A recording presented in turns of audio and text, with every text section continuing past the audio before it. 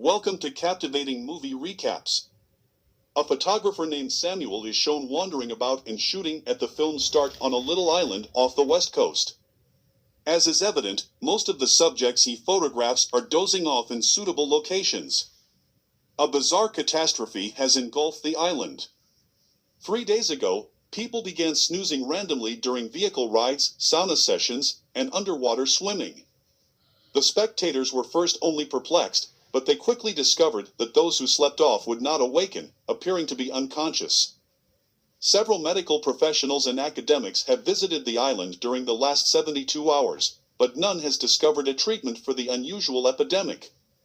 All of the island's year-round residents are now sound sleeping, the fortunate ones in their houses, some at work, and others at the grocery store or in their automobiles. Their body is operating correctly, but their pulse increases unnaturally when they leave the spot where they fell. However, the fact that the phenomenon does not affect those who haven't lived on the island permanently before the occurrence is an intriguing aspect of the scenario. Because of this, scientists have built a camp and equipped every sleeping person on the island with a tag so they can be monitored. No reporters are now permitted in the infected area, but Samuel has managed to smuggle past the border when things are chaotic. He boards a bus with sleeping passengers to capture photographs while excursing. He takes a live goldfish that he finds being held by a woman with him. Samuel communicates with the fish as though it were his soul buddy because of the silly situation. They eventually arrive at a residence that appears to be nice enough to stay in for a few days. When Samuel enters carefully, he discovers a woman asleep on her bed. Stella was one of the fortunate last to nod off, and her name is. Samuel waits in the other room so as not to invade her privacy. He is unaware that the researchers are outside his house, watching the neighborhood. He fears that he will suffer consequences if discovered, because everyone aware has been instructed to leave the island. The next day, Stella is hardly paying attention to Samuel when he has a dream that he runs into her at the grocery store. When he calls her by name, and she inquires how he knows it, he is abruptly roused from his sleep. As he speaks to a sleeping Stella and tunes into the news, Samuel embarks on a new journey as the day begins. The epidemic has captured the attention of everyone on Earth, and weird disputes are starting to emerge.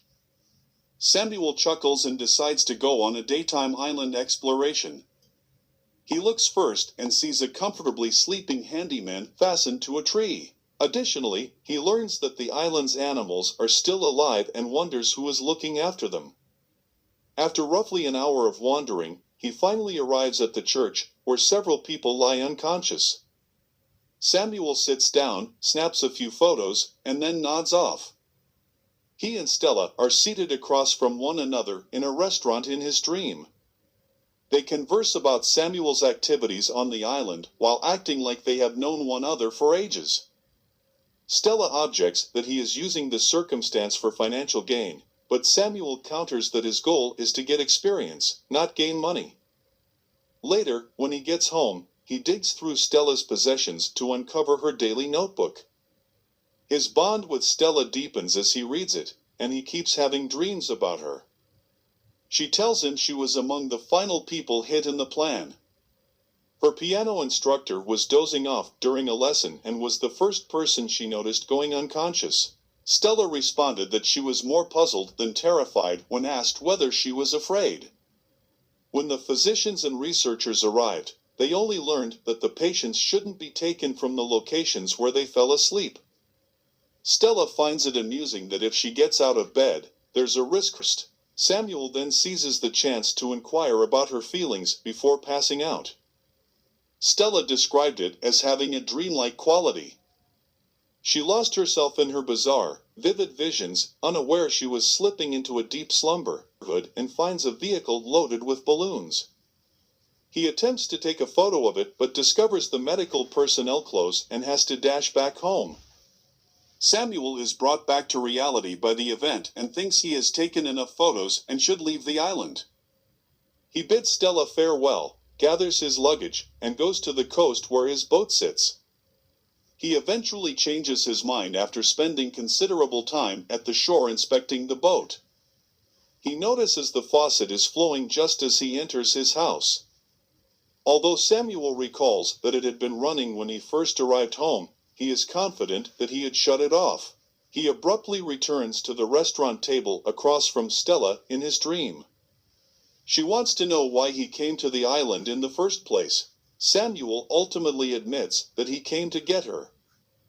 It turns out that when he first spotted Stella in the grocery store a year ago, he was visiting the island. Later that day, when she appeared young and carefree and caught his curiosity, he followed her to a restaurant. The night ended before he could ask for her phone number, and he never saw her again. Samuel walks to the grocery store to shop in the real world, but two researchers also enter to buy some booze. When one of them runs across Samuel, he pretends to be comatose to escape being discovered.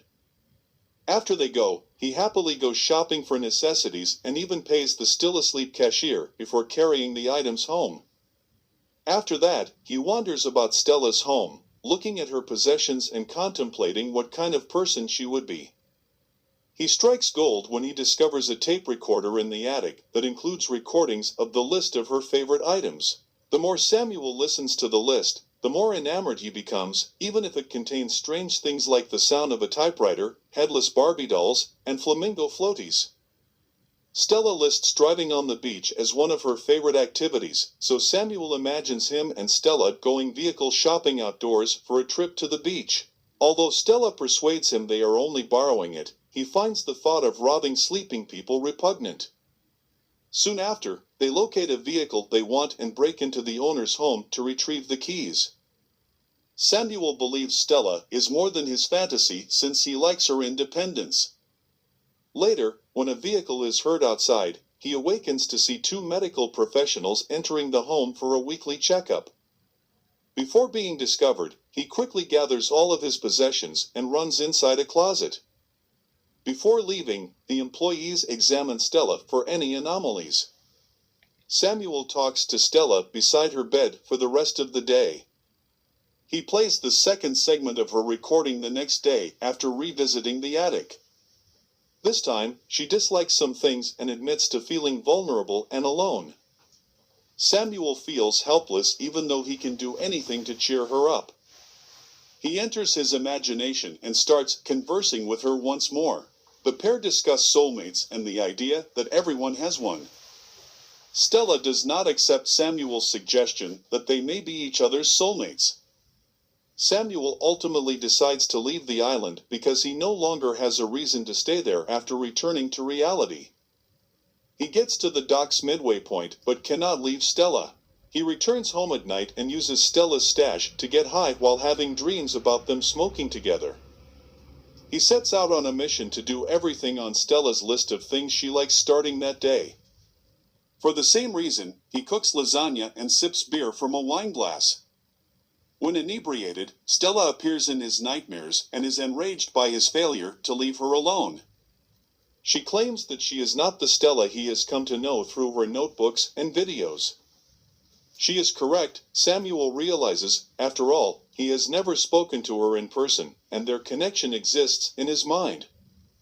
Stella begs him to leave her alone and goes into the night while he tries to convince himself that traveling to the island is not an error. Samuel decides to depart again in the following scene, but his path is unique this time. While traveling, he has odd hallucinations and acute hunger. He breaks into an apartment to slake his thirst, but the more he drinks, the thirstier he becomes. He recognizes he is ready to nod off like the others as the walls begin to close around him, frightening him with worry. He tries to remain awake when an imagined Stella calls and asks him to come home. He abruptly wakes up and rushes back to her residence, saying that if he fell asleep, he would like to do so next to her. Samuel wakes up the following day to his complete amazement.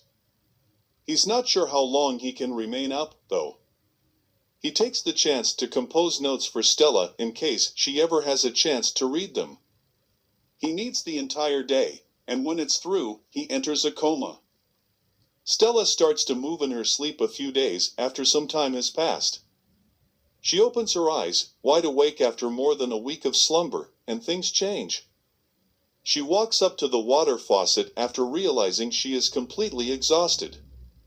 At this point, she notices a second toothbrush on the counter and assumes she has been sharing a home with someone else. Stella hesitantly walks up to a dozing Samuel in the living room, more perplexed than afraid. She attempts to wake him awake, but eventually gives up. Her favorite oddball possessions are all throughout the house, like a Barbie doll without a head and a huge flamingo pool float. Stella is happy to see them, but her joy quickly fades when she learns that Samuel read her notebooks and listened to her cassettes. She strikes him repeatedly in a fit of wrath and finds the letters he penned for her. He tells her he is sorry for listening to her cassettes and that she is just like everyone else. He reassures her that it's good to feel lonely and to fortify her defenses, but he urges her to be authentic. The notes overcome Stella as she realizes that the stranger in her home knows her through and out and feels she has known him for a long time. She has multiple nightmares involving Samuel throughout the subsequent several days. They discuss his loves, dislikes, concerns, and obligations as he did with her in his fantasies. Stella is aware of their connection even though they haven't interacted in person. As a result, she looks after him just like he did for her. The following day, Stella experiences a welcome surprise when she wakes up later than usual. The sofa where Samuel was sleeping has been moved. The two initially cross paths in the kitchen but immediately recognize one another as long-lost lovers. Samuel welcomes her and shakes hands with her after making an introduction. He is glad to meet her. The bus where it all began is returned in the concluding scene. When the woman whose goldfish Samuel had taken awakes from her slumber, we notice she is holding two fish instead of one. To conclude, this movie is brought to you by chloroform.